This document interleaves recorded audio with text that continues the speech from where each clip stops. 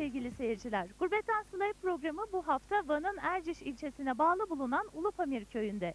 Bu köyde 1982 yılında Afganistan'ın Pamir yaylasından göç ederek Türkiye'ye yerleşen Kırgızlar oturuyor. Ve bugün kendi kültürlerini ve geleneklerini bizlere tanıtmak amacıyla 4. Ulupamir Kültür Şöleni'ni düzenliyorlar. Biz de onların bu şölenlerine konuk oluyoruz. Gurbetten Sıla'ya başlıyor.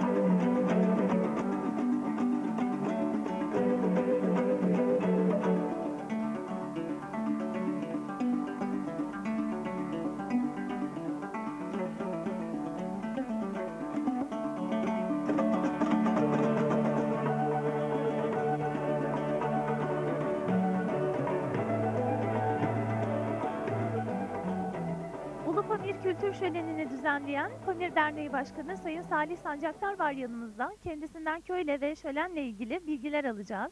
Merhaba efendim, köy ilk ne zaman kuruldu ve kuruluşu nasıl gerçekleşti? Şimdi efendim sorunuzu cevaplamadan önce size ve TRT'ye çok teşekkür ederim. Köyümüz tabi biz 1978 Afganistan Pamir'den hala Pakistan'a geldik. Orada bir 4 yıl kaldık. 1982 yılında başka bir köyde geçici olarak 4 yıl ikamet ettik. 1986 yılında buraya yerleştik.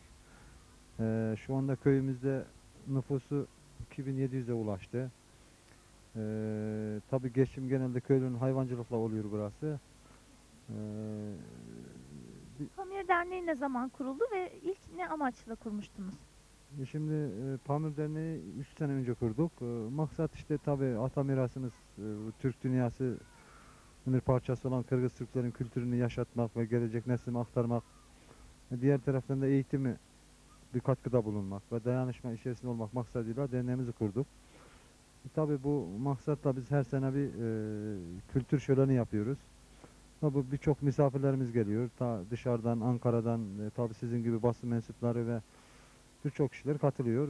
Dolayısıyla biz burada kendi kültürümüzü tanıtmış oluyoruz. Aynı zamanda biraz gelir falan elde ettiğimizde eğitime katkıda bulunuyoruz. Onun yanında da dostlarımız oluyor. Yeni kişiler tanışıyoruz. Böylece bir dayanışmayı da dostlukla kazanmış oluyoruz. Tabi bu şölenlerimizde bundan sonra da devam edeceğiz inşallah. İleride gelecek yıllarda bu organizasyonu daha da genişleterek daha fazla insana duyurmayı planlıyor musunuz? Tabi hanımefendi bizim yani maksadımız gerekirse uluslararası bir şölen yaparak daha geniş katılımlı bir şekilde kültürümüzü tanıtmak, kendimizi tanıtmak maksadıyla işte imkanlar çerçevesinde mutlaka yapacağız. Ki gelecek sene şölenimizde hani daha geniş bir programlı ve daha geniş katılımlı bir organizasyonla ilgili planlar şimdiden yapıyoruz. İnşallah gelecek sene yapacağız bunu. Daha ileriki yıllarda da bunu devam edeceğiz. Maksadımız daha genişletmek, daha uzak yerlere ulaşmaktır. Çok teşekkür ederiz, sağ olun. Teşekkür ederiz. Geldiğiniz için çok sağ olun.